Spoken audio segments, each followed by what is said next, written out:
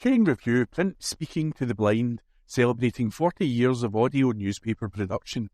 Welcome to this week's edition of the Glasgow Times podcast, recorded at the Bishop Briggs Media Centre by our amazing volunteers. You can get in touch with us via Facebook, Twitter or Instagram using @QandReview.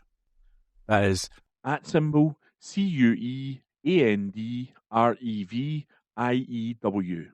You can also contact us directly by emailing information@QandReview.com. That is INFORMATION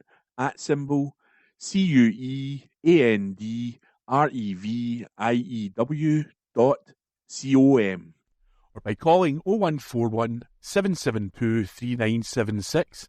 That's 0141 772 3976. The Glasgow Times on Thursday, the 1st of February 2024. From the news section. Chief Executive of Glasgow City Council to step down. This is an exclusive article written by Stuart Patterson and read by me, Corey. The Chief Executive of Glasgow City Council is to leave her job this year. Anne-Marie O'Donnell, the Council's top official, has announced she will step down in May after almost 10 years in the post and a 30-year career in local government in the city. Miss O'Donnell has been in the top job of the City Chambers since 2014, overseeing a change in administration from Labour to the SNP, was in charge throughout the COVID pandemic and during the equal pay court cases and the ultimate settlements totalling hundreds of millions of pounds. She will stay on in the role until a new chief executive is appointed, with recruitment starting immediately. Miss O'Donnell said she now wants to have room in her life for other things. She said, I've been privileged to have had the opportunity to serve our city for longer than I could have ever imagined when I joined the District Council more than 30 years ago, and fortunate to share nearly my whole working life with people that have been so dedicated to Glasgow and its people. But I was still in my 40s when I was appointed Chief Executive, and since then, nearly a decade has passed in the blink of an eye. It's not a job that really allows you time or capacity to do, or even think about much else. And when I look forward to the next 10 years, I want to be able to start making room in my life for other things. She said her successor will have a big task ahead with the Council's budget expected to continue to face shortfall and demand for services increasing. She added, everybody knows that local government has faced extraordinary challenges in recent years, and I think it would be a mistake for any of us to imagine that isn't going to continue. However, every day I work with colleagues who are innovative and resilient, totally committed to this city, and formidable leaders in their own right. Whoever follows me will be ready to meet those challenges with a great team alongside them. Susan Aitken, leader of the council, praised Miss O'Donnell's role in dealing with major problems throughout her time. She said, it's difficult to overstate Anne-Marie's contribution to Glasgow during her long career at the council, and particularly as chief executive. Her calm demeanour belies a real passion for the city and determination to make things better, especially for our residents and communities who face the biggest challenge. In a big city, there's not a day that goes by without some new issue being thrown up, often very daunting ones. Anne-Marie's professionalism, her focus on problem solving and partnership building, her trust in her team to deliver, her willingness to face tough decisions head on, and her compassion for those who will be affected by those decisions have helped to see Glasgow through everything from major fires to a global pandemic. Miss O'Donnell began working with Glasgow City Council in 1990 as a solicitor focusing on construction, housing and planning. In 1996, after the creation of Glasgow City Council in local government reorganisation, She was promoted to Chief Solicitor. In 2003, she was appointed Assistant Head of Legal and Administrative Services, and later spent 2 years on secondment as Deputy Director of Social Work Services. She returned to Corporate Services in 2007, serving as Assistant Director and later Director, before succeeding George Black as Chief Executive at the end of 2014. She was awarded the OBE for services to local government in 2022. That article was from the Glasgow Times. It was from the news section. It was an exclusive article written by Stuart Patterson, and it was read by me, Corey. The Glasgow Times, on Thursday the 1st of February 2024. From the news section. Glasgow dentist retires after 26 years and sells practice. An article written by Marissa McRitter and read by me, Corey. A long-standing dental business has changed hands for the first time since 1998, after the current owner decided to retire. Jason Fisher owned Annie's Land Cross Dentist for 26 years before making the hard decision to enter retirement. Established over 70 years ago, Annie's Land Cross Dental is a mixed-income dental practice, with one fully equipped surgery and around 3,300 registered patients.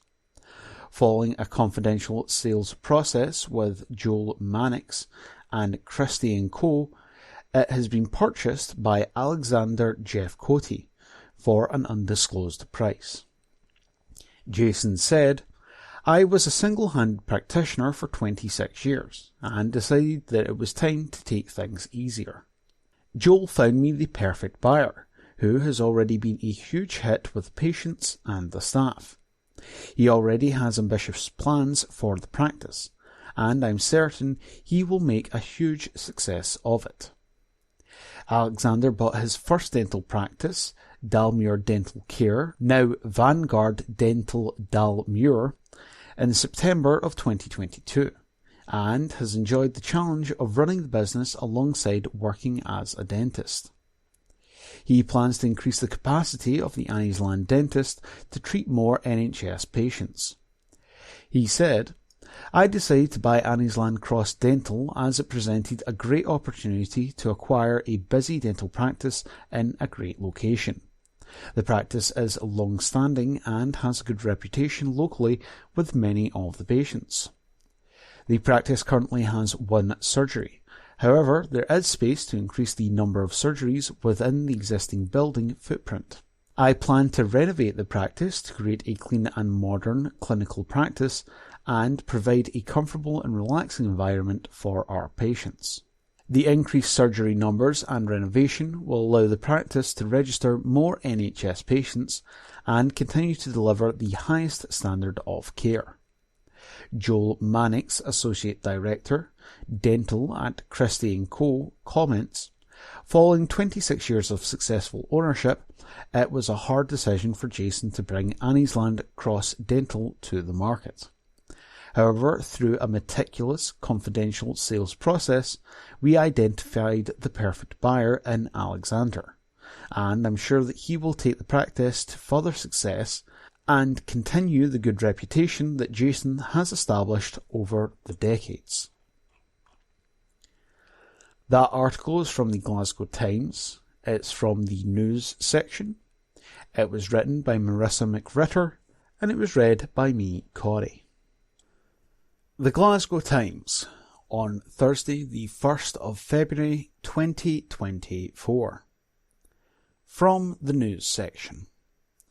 Glasgow vets in Scotstoun earn top award. An article written by Sandhya Suresh and read by me, Corey. A Scotstoun Vet Centre has been awarded a bronze honour for its cat care quality by the International Society for Feline Medication, ISFM. McDonald's Vets provides care to feline patients through several specialist measures. Julie Bussey, A registered veterinary nurse said, "I'm thrilled that McDonald's Vets has achieved bronze status from the ISFM, which is an endorsement of our commitment to our feline patients. Our team is dedicated to ensuring our cat patients have a positive experience from the moment they enter the practice to the moment they leave." Steps to improve care include a thorough understanding of pet remedies, recognising feline anxiety limits, provision of gabapentin before specific treatments, and creating a feline-only time once a week. The practice also provides towels in the waiting area for owners to cover their cats' baskets. McDonald's Vets is owned by Linnaeus, which is part of Pets and Vets. Pets and Vets operates 7 practices in the Glasgow area, and further information can be found at www.petsnvets.org. That's PETSNVETS.org. That article was from the Glasgow Times. It was from the news section. It was written by Sandhya Suresh, and it was read by me, Corey. The Glasgow Times, on Thursday the 1st of February 2024. From the news section. Haul of guns and cocaine discovered by cops in home. An article written by Rebecca Newlands and read by me, Corey. Cops have discovered a haul of guns and cocaine worth £147,000 after raiding a home. Officers searched the property in Knightswood Terrace in Blantyre on Tuesday. During the search, they are alleged to have found cocaine as well as cannabis items, with their value still to be confirmed. Multiple firearms were also reportedly seized and removed for further testing and to be made safe. The force has arrested a 28-year-old man in connection with the alleged recovery. He is expected to appear at Hamilton Sheriff Court on Thursday, February 1st. Deputy Chief Inspector Stephen Elliott said, "This is a significant recovery and is an example of our efforts to disrupt the trade in illegal drugs in Scotland. It also underlines our commitment to the Serious Organised Crime Task Force and the country's Serious Organised Crime Strategy. We would continue to urge anyone with information or concerns about firearms activity in the area to contact Police Scotland on 101 or Crime Stoppers anonymously on 0800 555 111. That phone number again for Crime Stoppers to report anonymously is 0800 555 111. That article was from the Glasgow Times. It was from the news section. It was written by Rebecca Newlands, and it was read by me, Corey. The Glasgow Times, on Thursday the 1st of February 2024. From the news section. Man has car stolen after taking hard punch to the face. An article written by Marissa McRitter and read by me, Corey. A man watched a thug drive off in his car after taking a fist to the face in a shocking attack. The man, 30, drove to Burns Road, Cumbernauld, in his silver Volkswagen Golf between 10 p.m. and 10:15 p.m. on Monday.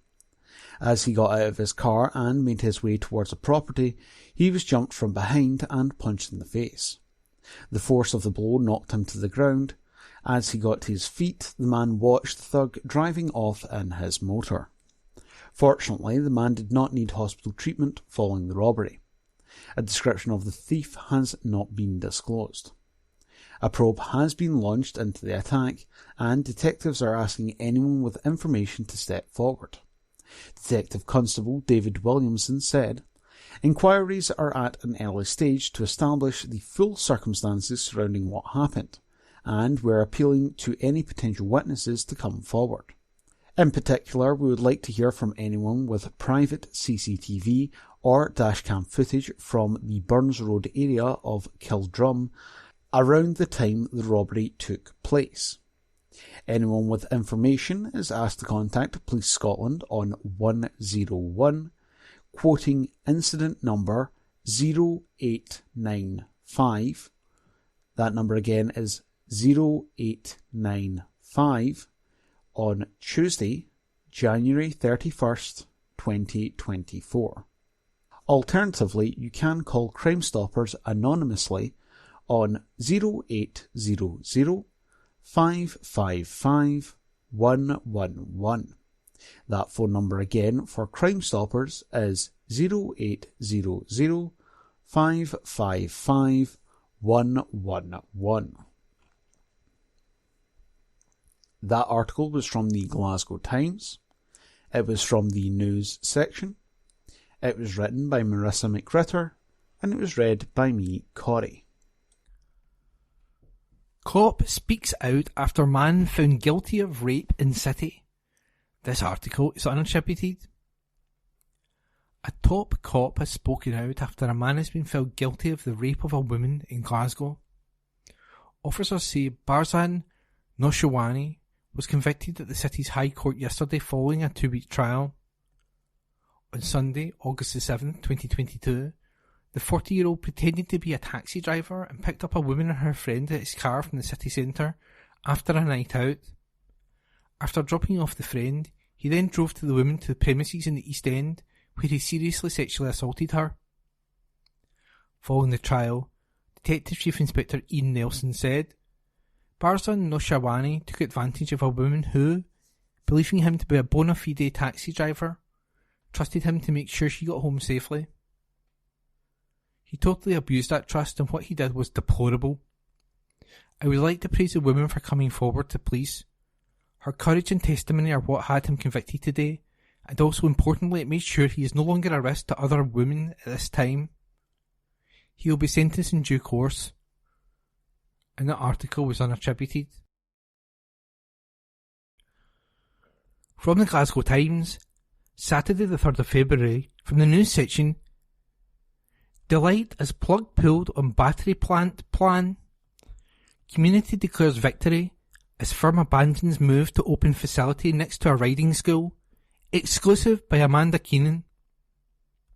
Campaigners have secured a landmark victory after an energy firm pulled the plug on its plans to build a lithium battery storage facility next to a popular riding school. Renewable Film Apitura has backed out of a proposal to house dozens of 12-metre-long metal shipping-style containers on a 62,000 square metre site at Turnhead Farm in Newart Hill, North Lanarkshire.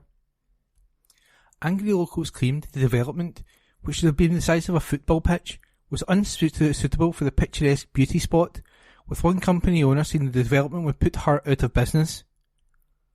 Taylor Boak, who runs the family-owned Meahaven Pony Club, feared she would have to relocate her business elsewhere if the plan went ahead, and yesterday told how she's overjoyed by the company's change of heart. She told the Glasgow Times, I'm delighted that the company agree with the fact that it is not the right location for any type of battery storage plant. Myself, and other protesters, have been in constant communication with representatives from the firm since the plan came to light last year.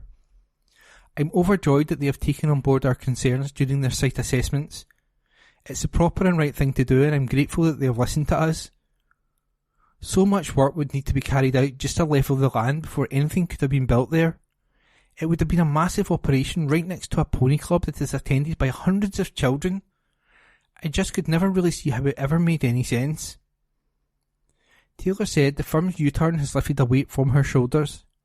She added, Now, thankfully, I no longer have the stress or worry about having to move the business, which is obviously a massive relief. It's also about protecting the green space here, which is loved and well used by our people in our community. I'm glad our campaign has won through. It just goes to show the impact of people power. The 23-year-old had told the Glasgow Times that construction works around the plant could also create road safety concerns for parents with children at nearby Newart Hill Primary School.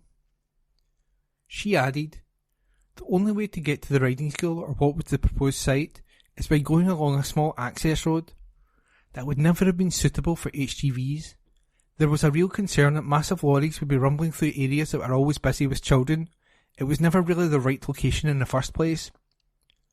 The small access road is also not designed for any sort of major incident response. It is my understanding too that the land is zoned for agriculture and farming, so it was unsuitable in every way for something like this.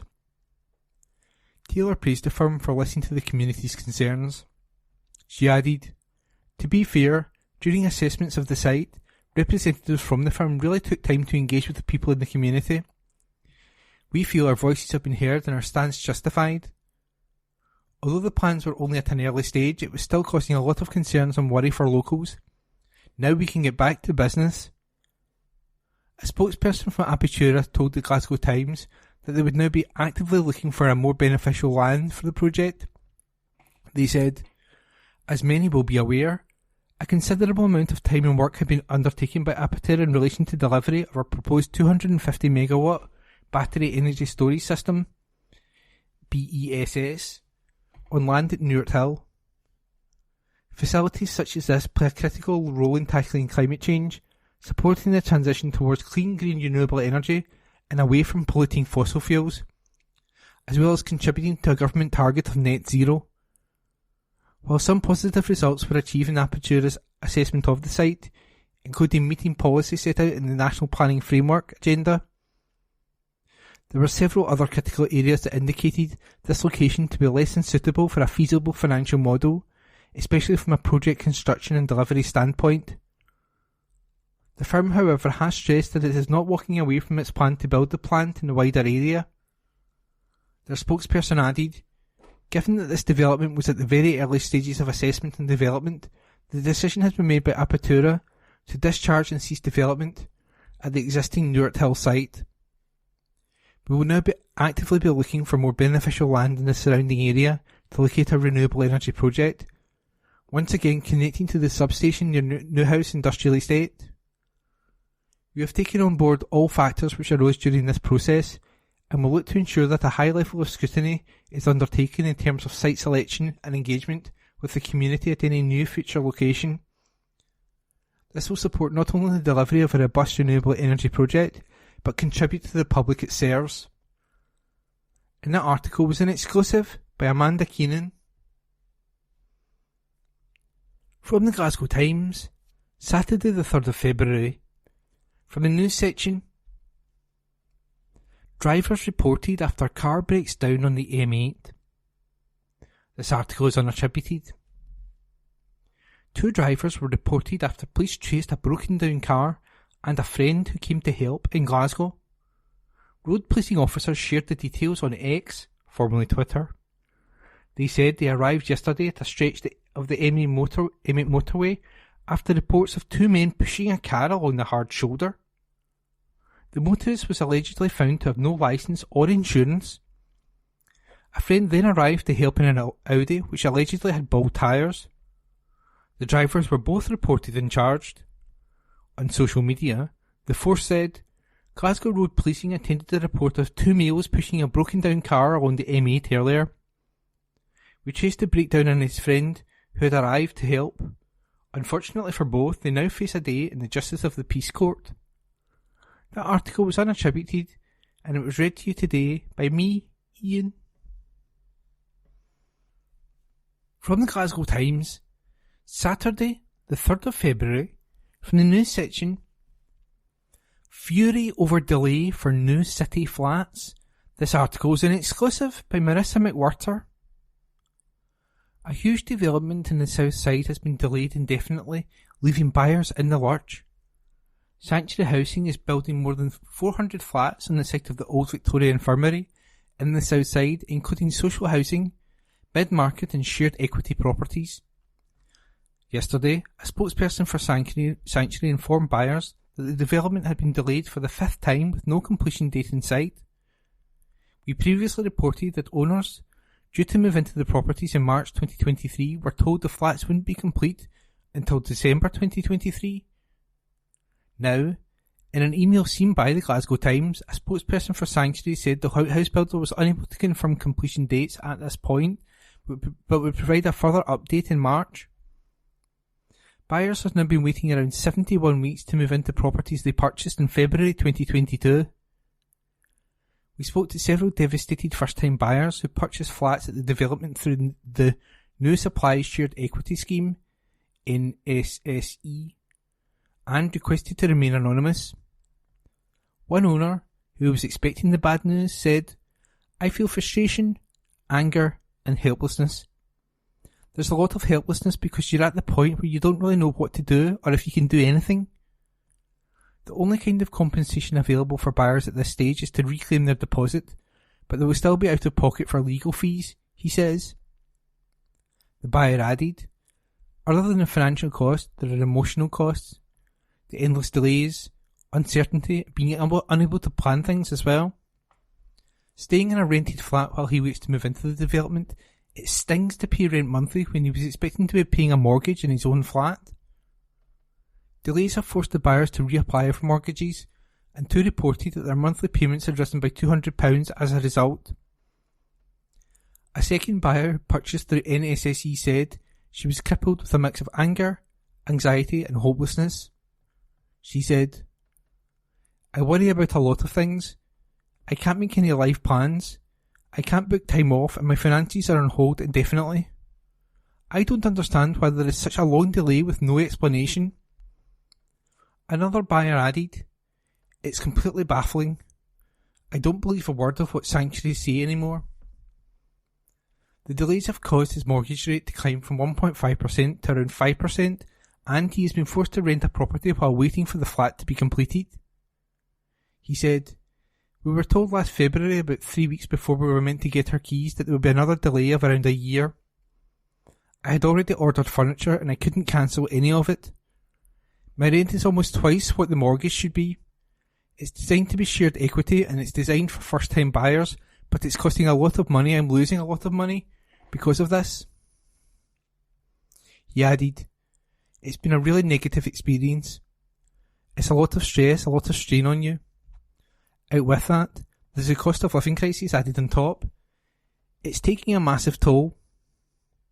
Since October, according to emails sent by Sanctuary, there has been no progress in services or fixtures and fittings, which they claim are 99% finished. They have 3% progress on internal finishes, 98% completed, and 5% progress on external works, 85% complete. Building works are being carried out by developer Cruden Building, which was awarded a £43.3 million contract in 2021 to complete the second phase of the project for 209 apartments. In 2019, Cruden was awarded a £30 million contract to deliver 135 flats for mid-market rental and New Supply Shared Equity sale as part of phase 1 of the development. Cruden has been contacted for comment. A spokesperson for Sanctuary Scotland said, "While completion of the development has taken longer than was originally planned, and we acknowledge the frustration and inconvenience this has caused, work on site continues to progress. The new Marks & Spencer retail unit opened successfully in December, and we can confirm that the residential units in stage 1 of the wider development are due to be completed in phases in the coming months." That article was an exclusive by Marissa McWhirter. From the Glasgow Times, Saturday the 3rd of February, from the opinion section. Letters to the editor. City Group is a lifesaver for people. I can't tell you how delighted I was to see your article on Glasgow's Golden Generation in Thursday's paper. This wonderful organisation deserves all the praise it gets, as it's a real lifesaver for many people. As someone who has benefited from their service for several years, I can only say how impressed I've been with every single member of this charity, especially Alba and Elon, angels in human form, and how helpful they have been with my mental health issues. It made my day to see this fabulous example of all that's best about Glasgow finally get the recognition it deserves. Stephen McCarthy, Glasgow. Each month, BT helpfully sends out an email to let me know that my bill is ready to be downloaded. Of course, they won't actually email me the bill. So, for the 4th day in a row, I have logged into my BT account to attempt to download my bill and got a message to come back later as they are working on the problem. Here is a suggestion for BT and other large companies. Don't take any money on direct debit unless you have given your victim access to their bill. Better still, email the bill to them rather than forcing them to waste their time signing into their account or app. Auto English via email. What a letdown the football transfer window has been this year. There must be a lot of football agents who are disappointed that more deals did not go through. I feel for the smaller clubs in Scotland who just can't compete with the big guns. The wages for some players are simply obscene. Name and address supplied. And that was today's letters to the editor, Saturday the 3rd of February. From the Glasgow Times, Saturday the 3rd of February, from the news section. Man to face trial accused of claiming to be in the IRA.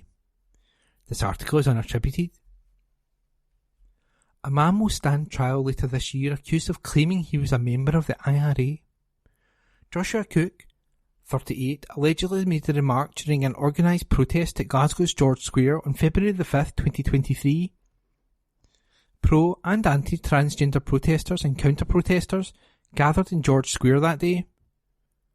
Court papers state Cook behaved in a threatening or abusive manner and attended a protest. It is there he is accused of repeatedly shouting that you are a member of a proscribed terrorist organisation, namely the Irish Republican Army. Cook was due to appear at Glasgow Sheriff Court on Friday, but the matter was administratively adjourned for trial. The hearing will take place in May. Cook, formerly of Glasgow's Tradeston and now of Coventry, remains on bail meantime. And that article was unattributed. From the Glasgow Times, Saturday the 3rd of February, from the news section. Owners hit out at repair works on historic building. This article is unattributed. Owners of an historic building that was once the tallest in Glasgow have hit out after roof repairs were carried out without official permission. Roof repairs at the Art Deco property Beard Hall in Sauchiehall Street had been approved, but the work was done with a different material than that granted in planning permission. Wiseman Associates are now trying to get approval for the work after it has been done, but 10 objections have been lodged. Pointing out it is one of the few Art Deco properties in the city, Dr. Meeson Javaland said, "As one of the owners of 460 Sauchiehall Street, I express my strong disagreement with this application, submitted after the delivery of the job." Dr. Jalalvand claimed the use of felt on the roof did not adhere to technical standards. Official permission had been granted with a condition to use single-ply roof membrane, but roofing felt was used instead. The agent checked with the council beforehand and was told that this was a suitable alternative, but no formal consent was given. Despite that, works went ahead. Resident Robbie Horn said, "Work was carried out using incorrect and not the agreed materials." A council report said, "This new listed building application now seeks to consent to reflect the different roofing material used on this building. An associated application for planning permission under Section 42 of the Town and Country Planning Act, Scotland 1997, is also under consideration to modify this condition." B-listed Beard Hall was built in 1938 and was described as a skyscraper as it was the tallest building erected in the city between the two world wars. It's 8 stories high. It is also known as the Beresford Building. The Council's Planning Applications Committee will consider the matter next week to decide on the roof repair work. And that article was unattributed. From the Glasgow Times, Saturday the 3rd of February, from the news section. Perv took secret videos of women. Article by Connor Gordon. A pervert recorded intimate videos of women with a hidden camera and uploaded them to a porn site. Donald McFarlane, 30, put a total of 42 videos onto motherless.com between July and September 2022. The first offender followed a lone young female in a subway with a camera secreted in a bag and upskirted her. He also focused on the breasts and buttocks areas of other women as he walked around Glasgow city centre. A police raid on his home also recovered 3 images of extreme porn on his computer. McFarlane pleaded guilty at Glasgow Sheriff Court on Friday to behaving in a threatening or abusive manner. He also admitted upskirting a woman and possession of extreme pornography. The court heard McFarlane of Milngavie, East Dunbartonshire, used the account name Pigeon Power on the website. Prosecutor Emma Baker said, he followed a number of women in Glasgow and recorded them without their knowledge or consent. McFarlane zoomed in on their body, including their buttocks, crotch, breasts and faces. He edited the videos to have abusive and degrading captions. The fiscal deputy stated that in August 2022, McFarlane travelled from the city's Buchanan subway station to the West End's Kelvin Bridge station. Miss Barker said, he had a camera concealed in a bag and he loitered at the entrance before seeing an unknown female believed to be around 18 years old, who wore fishnet tights and a black skirt. He followed her to the platform and pointed the camera towards her. He recorded her as she got off at Partick to a Morrison's supermarket. McFarlane went on the subway, again to the St Enoch's station, and recorded other women with the camera. McFarlane uploaded a lone female video, lasting just over 5 minutes, with the caption, Subway Candid, W asterisk asterisk asterisk E C asterisk asterisk asterisk, with humiliating captions. Miss Baker said, during the footage, he placed the camera under the women's skirt as they were going up the escalator, capturing their buttocks. Other captions on the video included pathetic C asterisk asterisk asterisk, knees strangled with its own fishnets. Miss Baker told the court that a total of 42 videos were uploaded on McFarlane's profile on the website.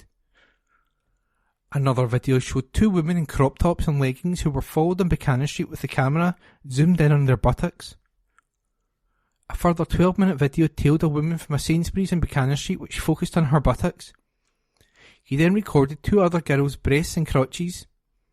Many of the women's faces were on the videos but were not identified by police. McFarlane was traced through his IP address and he was identified by CCTV footage around the city. Police raided McFarlane's home and the bag with the concealed camera was seized. 3 images of extreme porn were found on electronic devices in the property. Miss Baker said, these were images containing serious violence likely to threaten a person's life with a sexual element. There were saved folders on his computer with titles Dumb Facebook, W asterisk asterisk asterisk E, Candid and Skanks. He said, these are extremely serious matters. You have been on bail for a considerable period of time and you have no previous convictions. I will not interfere with that, but all options remain open for sentencing. And that report was by Connor Gordon. From the Glasgow Times, Saturday the 3rd of February, news. Scottish Water to hike its charges from April. Article by Stuart Patterson. Water bills will rise by 8.8% for homes in Glasgow from April. The Scottish Water charge is added to council tax bills, so despite a freeze in the local authority charge, people's overall bills will be higher than last year. Scottish Water said the rise is necessary to carry out investment in the network. While some politicians have criticised the hike, the boss of the firm said it is a rise of 70 pence per week.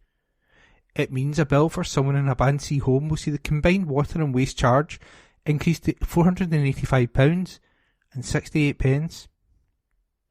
Jackie Bailey, Scottish Labour Deputy Leader, said the Scottish Government, which is implementing the council tax freeze, should stop the water charge increase. She said, this eye-watering increase will pile pressure on struggling families and it beggars belief that the SNP ministers nodded it through. The SNP should stand up for Scots and stop this massive increase from going ahead. Scottish Water said in the last 2 years the rise was not enough to cover the investment required. Alex Plant, Chief Executive of Scottish Water, said, Our core services play a vital role in the daily lives of millions of people in Scotland. As a publicly owned body, we have a clear responsibility to ensure what people pay is affordable and set at a fair level for both current and future generations. The Board's decision on charges for 24-25 recognises the need for significant investment to protect services now and for the future, as climate change means that more volatile weather conditions are becoming the norm rather than the exception. While increases in bills are never welcome, and we acknowledge that the cost of living pressures remain, this 70p a week on average increase will set us on a pathway to recover ground lost over the past 2 years when charges were set at a level lower than allowed for under the regularity system. When asked about Scottish Water bills, hours before the 8.8% rise was announced, Humza Yousaf said in Parliament, "The average charge in England and Wales is 10% higher than in Scotland, at £448 compared with a charge in Scotland of £408. With Scottish Water, we end up getting better levels of service in comparison to England and Wales. We get lower water charges in Scotland than in England. We get a publicly owned water company, in which every penny of profit is reinvested in the public service, unlike in England where the members' parties in charge and shareholders get millions in dividends. We get water quality to 87% good or at a high level, as assessed by the Scottish Environment Protection Agency." Graham Simpson, Conservative MSP, who asked the question, said later, "Humza Yousaf must have known these punishing water bill hikes were going to be announced when he was asked about it in Parliament. Instead of coming clean, he waffled on about charges in England. Just hours later, the news of the inflation-busting 8.8% rise was sneaked out in a Scottish Water press release. Humza Yousaf should have had the guts to tell the Parliament, but clearly didn't want to face the music of this increase, which punishes hard-working Scots." And that article was by Stuart Patterson. From the Glasgow Times, Saturday the 3rd of February, from the news section. Teen jailed after being caught with £115,000 cannabis farm. Report by Connor Gordon. A teenager caught with £115,000 cannabis farm in 2 flats was jailed on Friday for 16 months. Dionish Gishtaya, then 19, was snared at the flat above Glasgow's Woodlands on May 17, 2023. The city's Sheriff Court heard a warrant was granted earlier that day and police forced entry. Prosecutor Mark Allen said, "It became evident that there was a cannabis cultivation within. There was ducting in the ceilings and tarpaulin on the walls. There was a hole in the hall cupboard ceiling which led to the flat above it. This was accessed and also found to contain growing and drying areas for cannabis. Gishtaya was also found in the above flat following the search." Mr. Allen said, "Bedrooms were observed to be adapted for growing cannabis plants or containing massive amounts of debris and rubbish connected with cultivating cannabis. Other drug production paraphernalia was also discovered. Gishtaya cautioned, and he told officers that he was an Albanian national." Mr. Allen said, "A count of the plants in the 2 flats showed there were 192 in total. They were valued at £600 each, making the total value in the region of £115,200. Gishtaya pleaded guilty in December last year to producing a controlled drug." And that article was by Connor Gordon. Glasgow Times News on Monday the 5th of February. Alcohol levy could raise £57 million for support services. An article written by Rosie Lewis. A levy on retail outlets selling alcohol could raise £57 million to be spent on local treatment, recovery support and prevention, a think tank has claimed. Research from the Fraser of Allender Institute at the University of Strathclyde has shown money raised on off-sales alcohol could provide much-needed funding for supporting people with alcohol problems. The research, commissioned by Alcohol Focus Scotland, suggests revenue from alcohol has increased by more than £30 million per year across 2018 and 2019. Alcohol off sales did, however, decrease by 3.6% in the first year of minimum unit pricing, which was implemented in May 2018, according to figures from Public Health Scotland. According to the Social Market Foundation, alcohol costs Scotland up to £10 billion every year, including £700 million in health and social care costs. As a result, the research suggests shops and supermarkets are likely making greater profits on alcohol. Alcohol Focus Scotland says this demonstrates the potential for retailers that profit from the sale of alcohol to contribute more towards the financial burden it places on society. Alison Douglas, Chief Executive of Alcohol Focus Scotland, said, Alcohol Focus Scotland has been campaigning for some time for the additional money from minimum unit pricing, which currently goes straight into the pockets of shops and supermarkets, to go back into the public purse. The Scottish Government has recognised the increasing number of deaths from alcohol, up by 25% in the past 3 years, as a public health emergency, but to tackle this issue needs appropriate funding.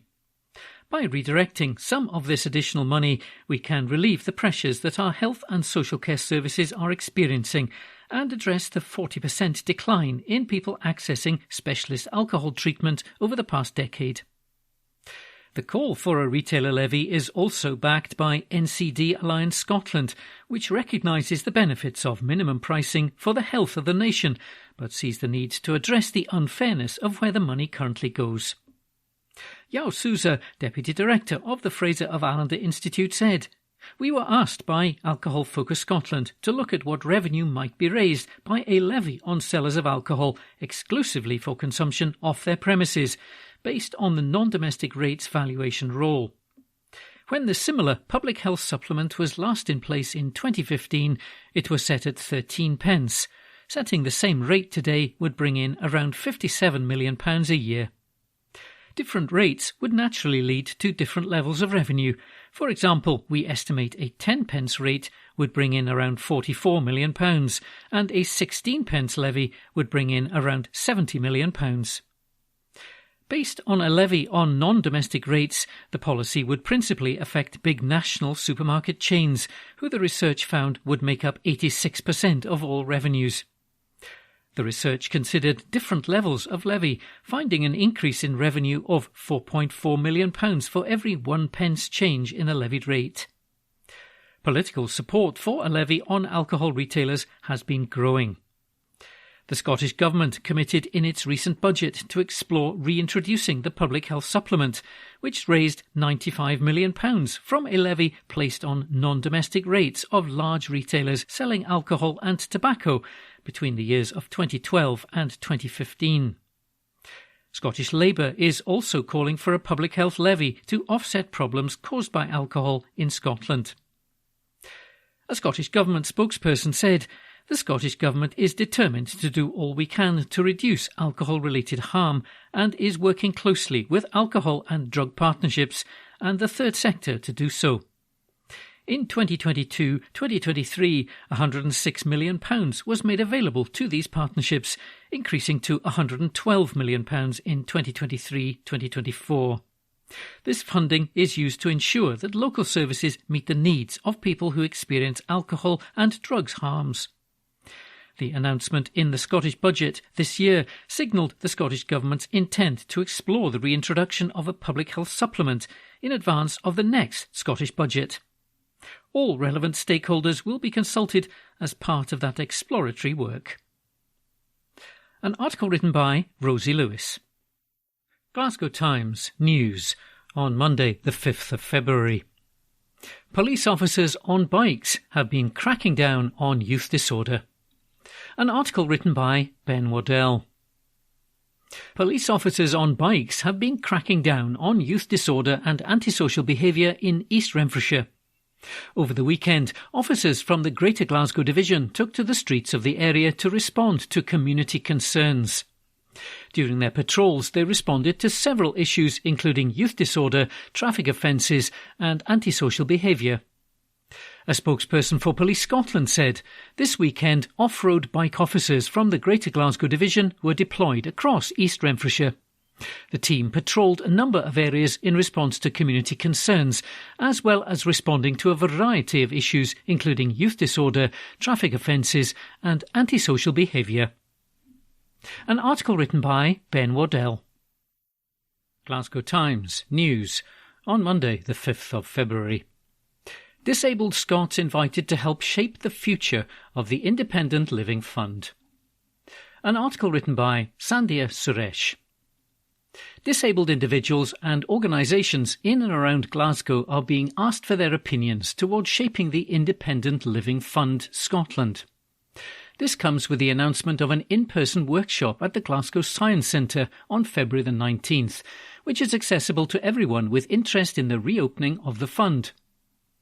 Peter Scott, OBE, Chief Executive Officer at ILF Scotland, said, "It's important for us to ensure the success of the reopened Independent Living Fund, and these events are a key part of the process to allow people to have their say.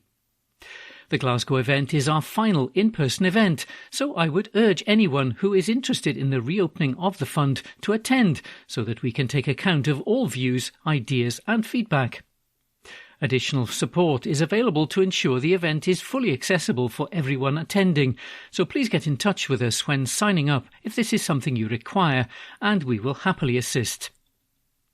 ILF Scotland was established in 2015 following the UK ILF closure to extend funding and support to disabled citizens in Scotland and Northern Ireland to lead independent lives. The Independent Living Fund has not been open to new applications since 2010, but the First Minister shared in his programme for government the phased restart of the ILF from 2024-2025.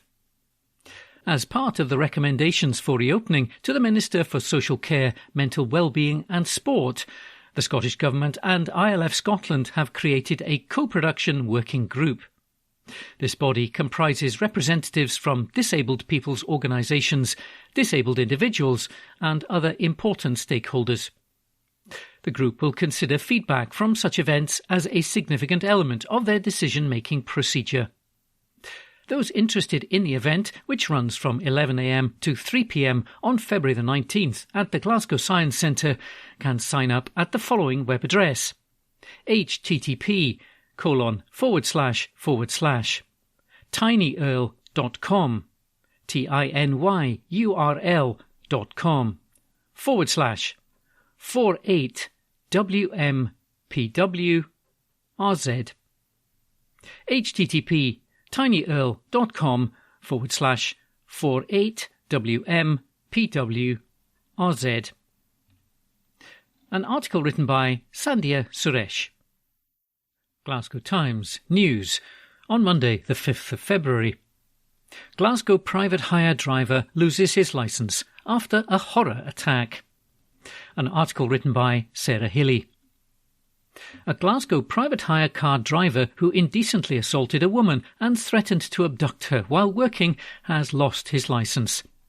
Mazin Mohammed seized the passenger by the breast during the terrifying ordeal in a city street in April 2022.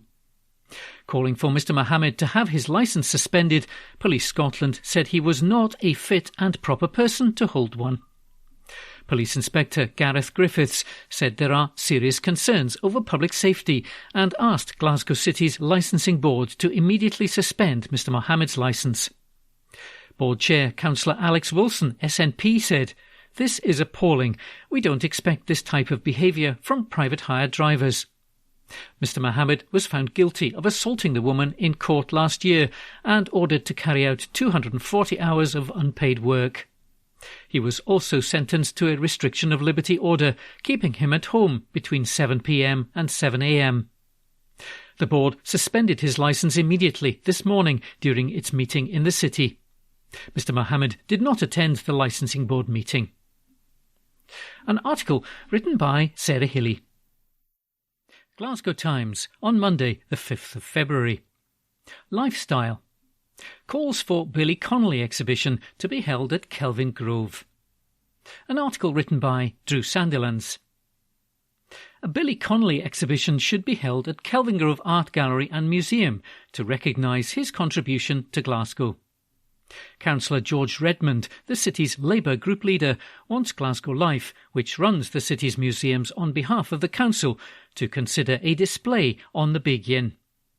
The Glasgow Labour leader, who raised his proposal at a meeting of the city's administration committee last week, said there are few people who have promoted the city as well as he has. He suggested that future exhibitions could focus on other famous Glaswegians, such as Alex Ferguson or Kenny Dalglish. A spokeswoman for Glasgow Life said the arm's-length organisation has previously worked on projects with Billy Connolly, but it's always keen to hear what people would like to see more of. She added that the city's collection includes popular and much-loved Billy Connolly-related objects, such as his iconic banana boots and John Byrne's popular portrait at the People's Palace. At the council meeting, Councillor Redmond said he would really like to see an exhibition about Billy Connolly at some point, and it should be in the Kelvin Grove, given his Partick roots. Following the meeting, the Labour group leader said, "Billy Connolly is not just a Glasgow icon, he's a Scottish icon. He's been a fantastic ambassador for Glasgow, for Scotland, in everything that he does. One of the things that is so important to him is his upbringing in Glasgow. I think having an exhibition about Billy Connolly would be absolutely fantastic for Glasgow and probably for the whole of Scotland. He's given us so much, I don't think it's a lot to ask to give him something back in return."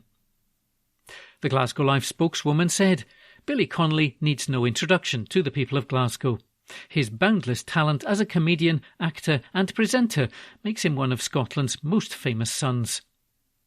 She said that in 2015, Glasgow Life worked with him to display his own extraordinary works at the People's Palace, and in 2017 worked with the BBC to show artists John Byrne, Jack Vetriano and Rachel McLean's portraits of the comedian, which were turned into large artworks around the city. Glasgow Life museums welcome more than 3 million visitors each year. Many of these come to enjoy the engaging and intriguing exhibitions on offer. We're always keen to hear what people would like to see more of and to develop new and innovative ways of making this accessible. All suggestions are considered at regular content development meetings, which plan several years in advance. An article written by Drew Sandilands. Glasgow Times, on Monday the 5th of February. Lifestyle. Young jazz talent to be celebrated at an Old Fruit Market concert. An article written by Nathan Russell. Younger members of the jazz scene are set to show off their talents in a celebration at the Old Fruit Market next month. Recent graduates from the Royal Conservatoire of Scotland on Renfrew Street are set to be part of an event to showcase Scotland's burgeoning young jazz scene. The concert, which is scheduled for Saturday, March the 2nd, will be named New Age Sounds and recognise the achievements of 8 young, award-winning musicians who are making a splash both nationally and globally.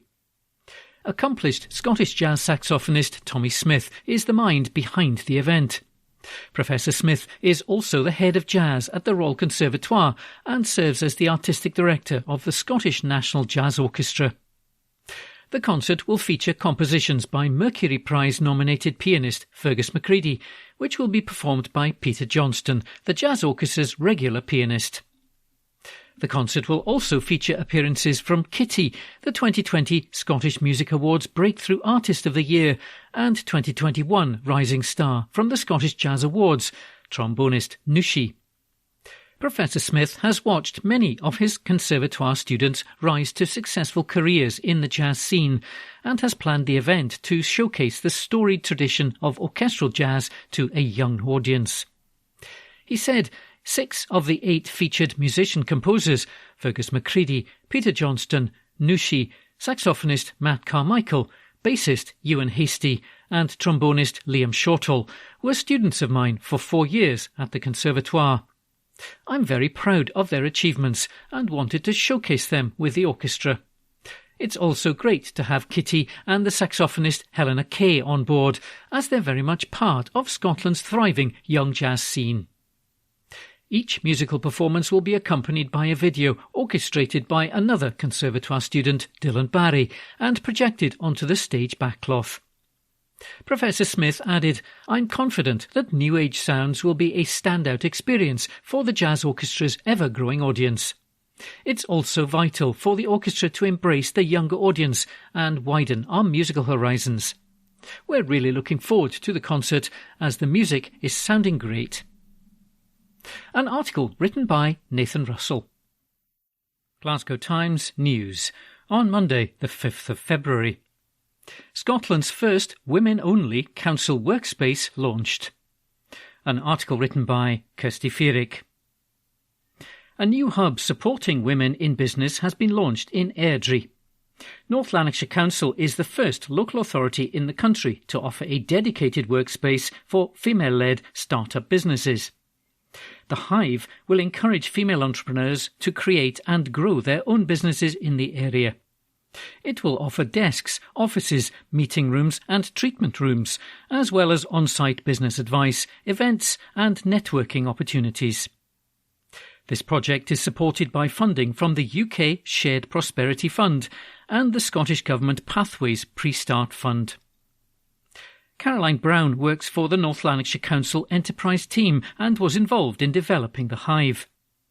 She spoke to the Glasgow Times about the new centre and said, "We have a mix of facilities like hot desks, offices, meeting rooms, beauty rooms and treatment areas. Women can come in and use this space for free until August, and then it will be a low-cost, subsidised payment model. There are also plans to provide business support for women on a one-to-one level.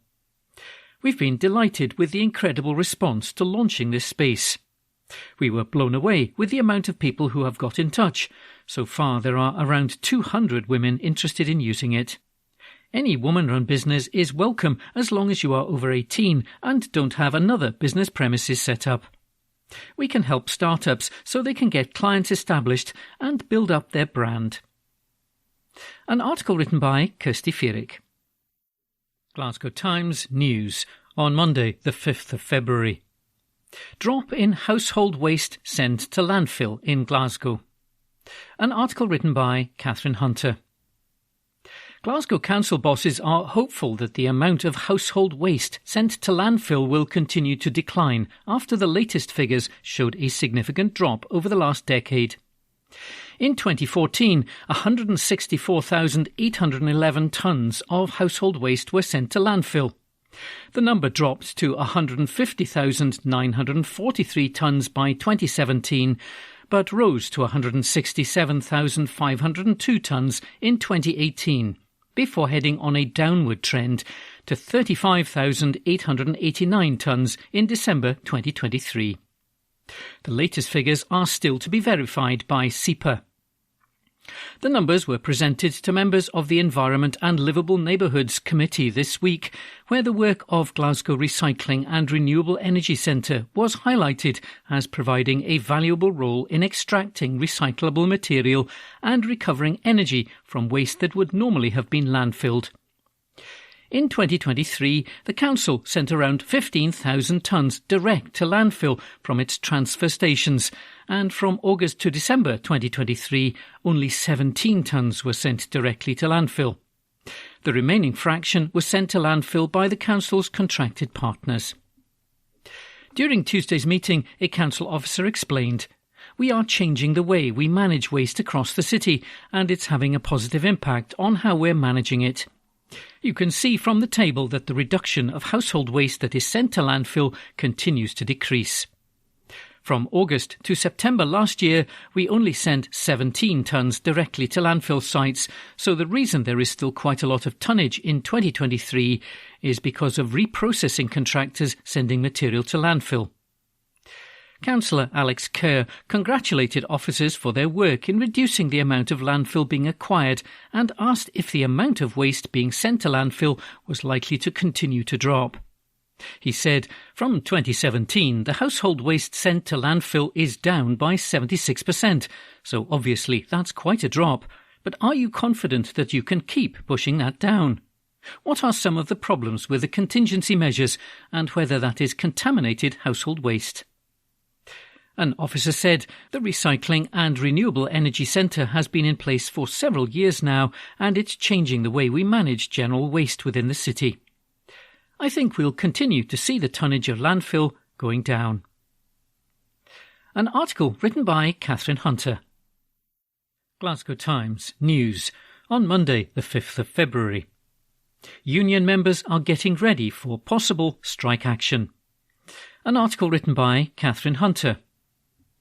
Glasgow's GMB members are getting ready for the possibility of strike action after a meeting with the Confederation of Scottish Local Authorities, or COSLA, over new pay demands for low-paid workers.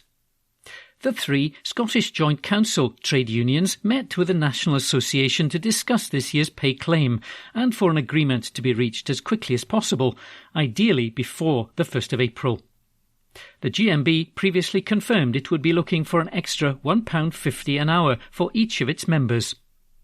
Glasgow convener Chris Mitchell has been visiting the city's cleansing depot this week and says his members are not afraid to take industrial action if the claim is not resolved in the next couple of months.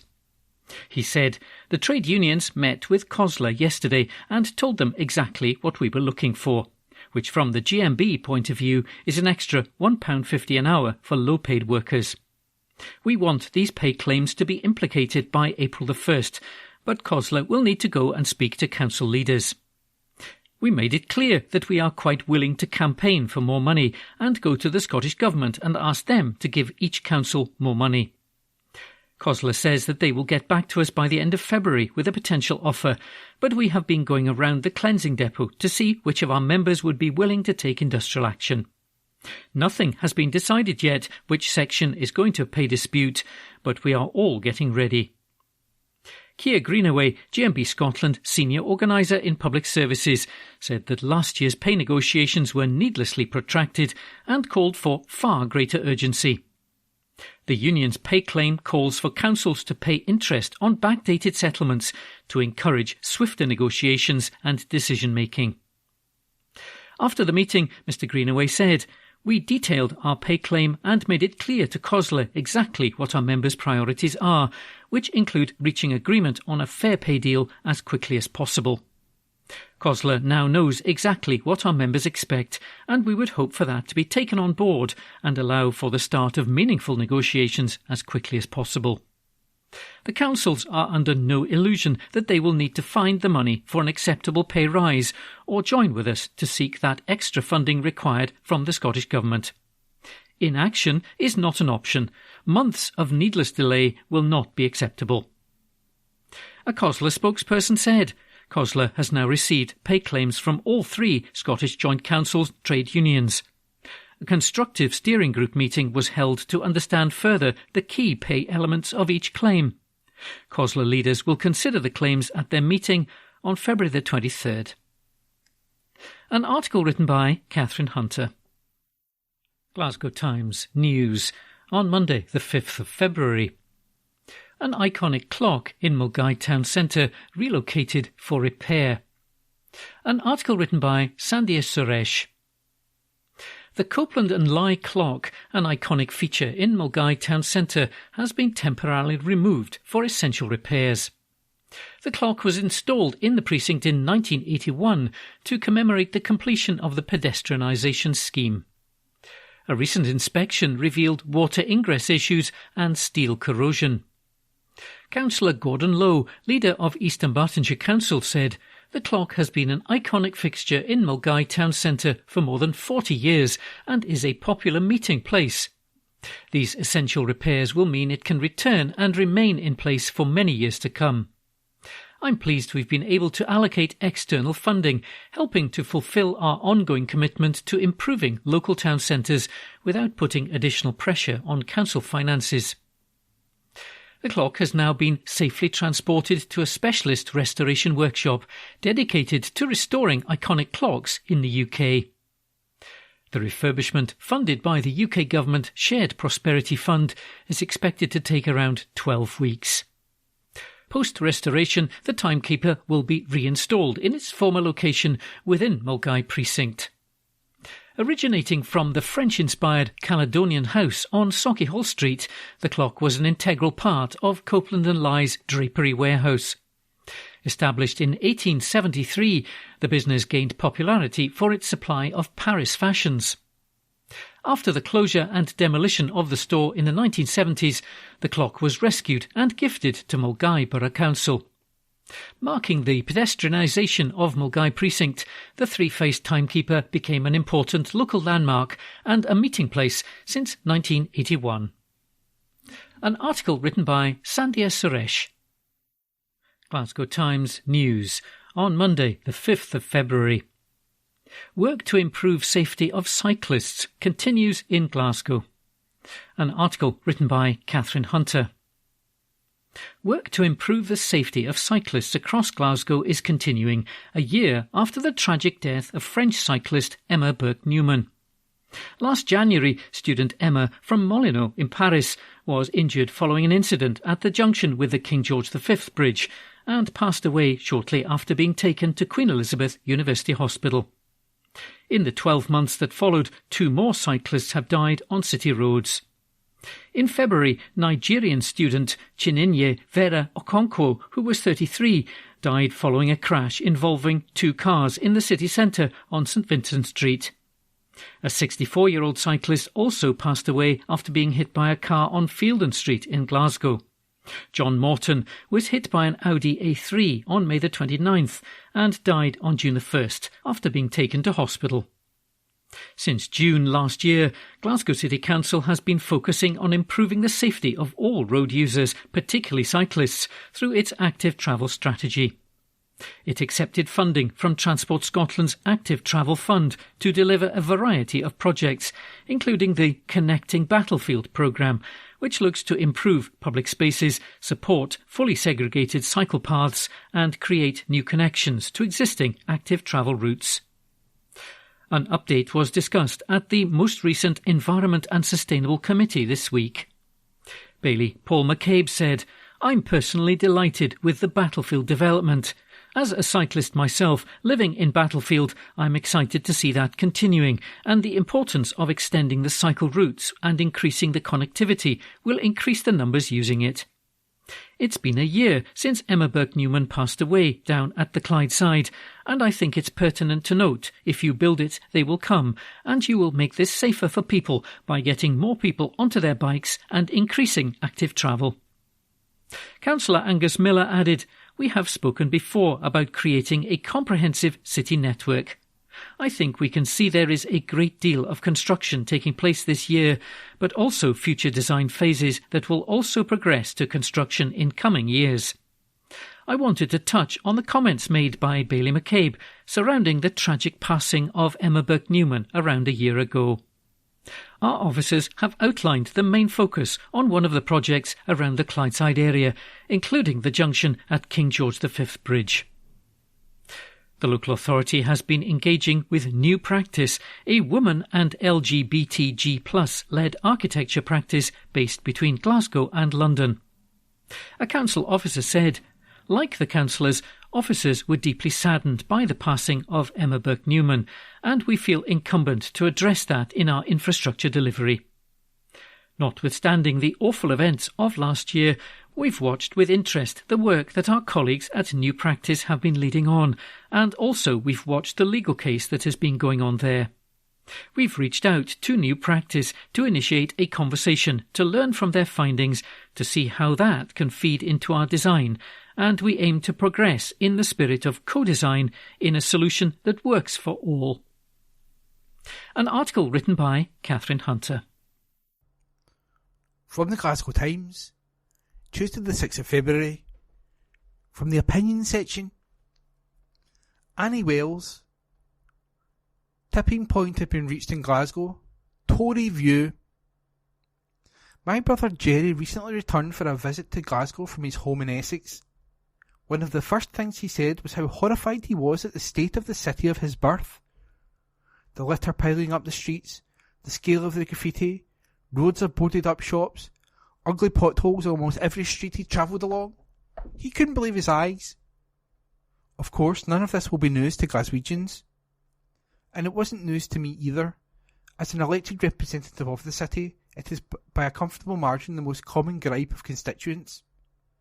But coming from someone revisiting his home city from his new base on the other side of the country, it held a new potency. As an MSP, my brother wondered, What was I going to do about it? It was a good point.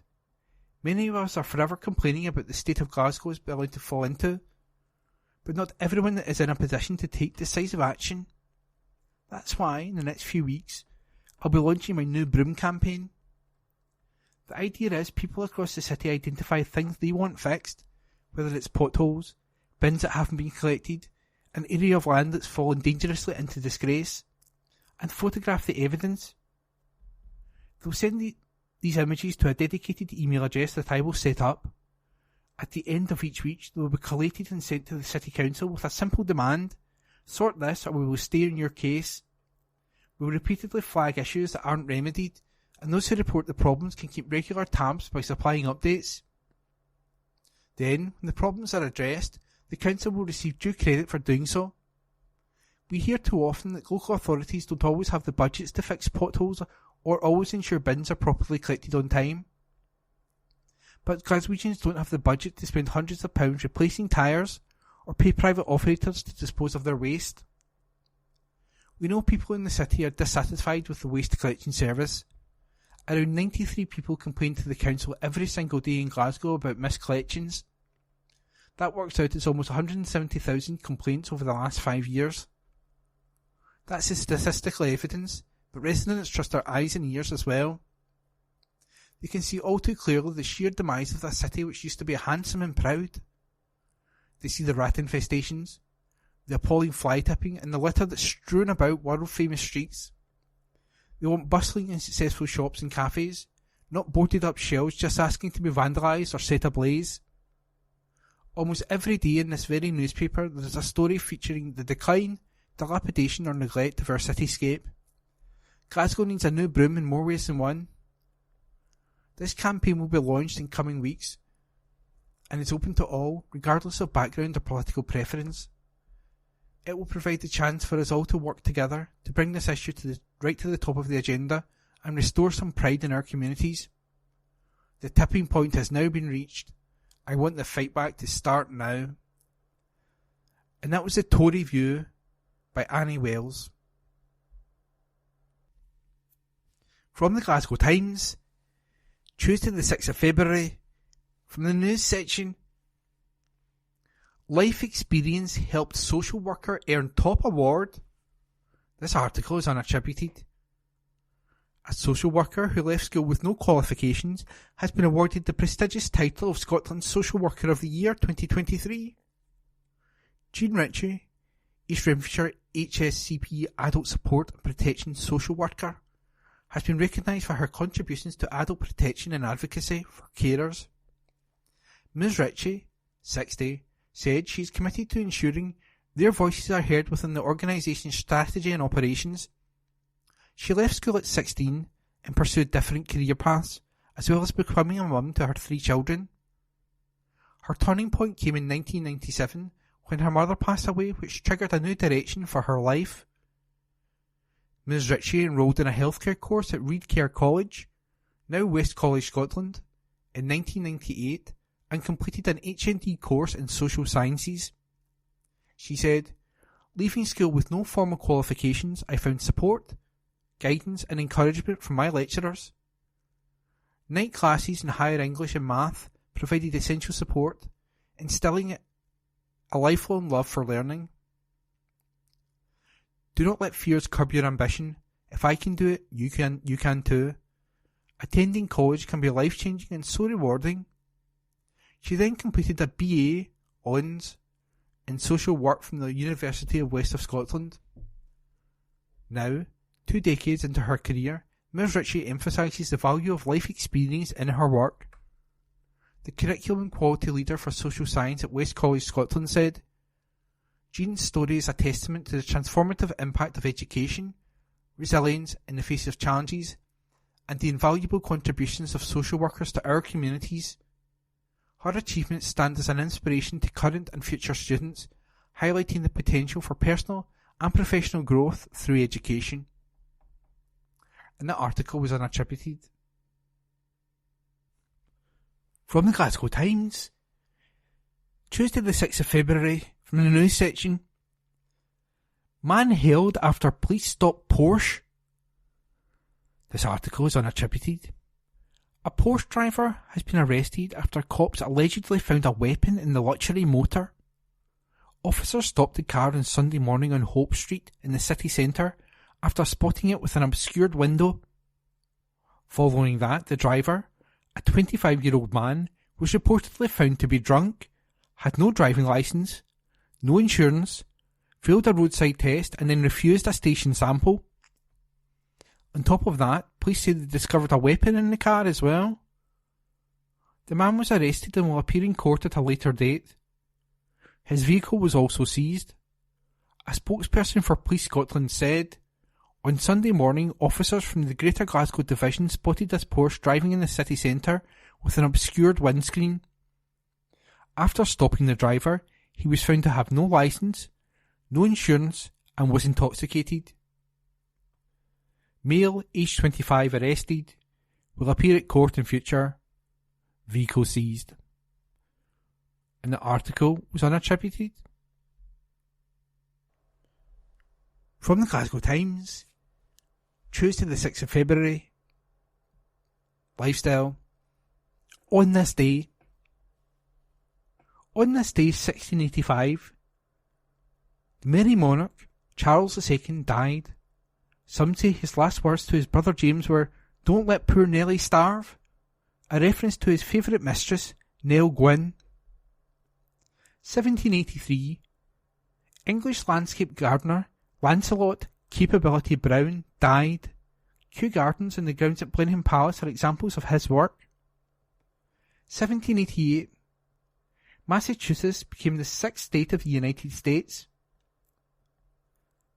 1838, Sir Henry Irving, English actor, was born in Somerset.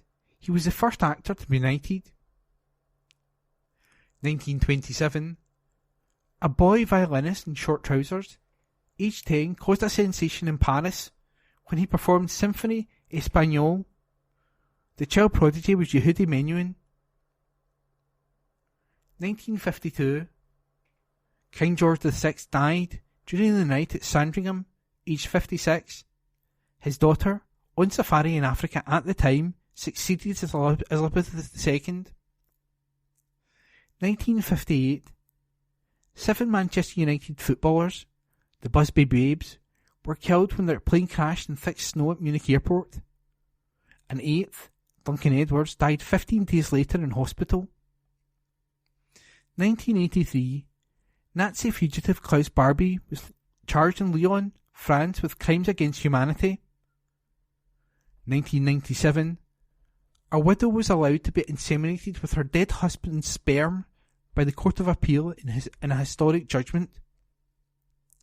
2001, Ariel Sharon, above, leader of the right-wing Likud party, became the new Prime Minister of Israel. On this day last year, a catastrophic earthquake in Turkey and Syria caused wide-scale death and destruction. From the Glasgow Times, Tuesday the 6th of February, news. Police officer hurt as angry mob protest. This article is an exclusive by Amanda Keenan. A police officer was taken to hospital after being injured dispersing an angry mob that gathered outside a house in Milton. More than 150 people congregated amid rumours that a man facing an investigation over alleged inappropriate communication with 2 teenagers was inside. An eyewitness said the house was being pelted with stuff. It didn't look like there was anyone inside at the time, or, if they were, they weren't for coming out. Eventually the police arrived and tried to get people to leave the scene. People here are frustrated. They feel like they need to police the area themselves, but the scenes here got pretty intense. Around 6 officers blocked the entrance to the address as the mob grew increasingly boisterous. The Glasgow Times understands that one officer suffered minor injuries and was taken to Glasgow Royal Infirmary for treatment. The incident took place on Thursday, with clips of the disturbance later posted on social media. The property is now lying vacant, with doorway and windows boarded up. A Police Scotland spokesperson said, officers were made aware of a crowd gathered outside a property in the Milton area of Glasgow around 6:15 p.m. on February the 1st. Officers attended and no arrests were made. That article was an exclusive by Amanda Keenan. From the Glasgow Times, Tuesday the 6th of February, news. School gets top marks. Report by Anne Fotheringham. Teachers who are making a difference for all children at a Kirkintilloch school have been praised by inspectors. The Education Scotland team said the staff at Oxcan Primary used highly effective approaches to develop children's and parents' knowledge and understanding of their well-being. They added, all staff have a detailed understanding of children's individual circumstances and well-being needs. They use pupil equity funding effectively and partnership working creatively to achieve positive learning outcomes for children. The report also commended the strong leadership of the head teacher, who is well respected by staff, children, parents and partners, and added, she is leading and managing the direction and pace of change very well, supported ably by senior leaders. Inspectors praised the positive relationships across the whole school community, which are based on the school values, and said, children across the school are happy and respectful. They learn and achieve in a safe, inclusive and nurturing environment. 2 areas for improvement were identified and discussed with the head teacher and a representative from Eastern Bartonshire Council. The school was advised to continue to develop and embed consistent approaches to learning, teaching and assessment across the school, and to continue to develop approaches to planning and checking for the effectiveness of support for children. This will help staff to raise attainment further in literacy and numeracy.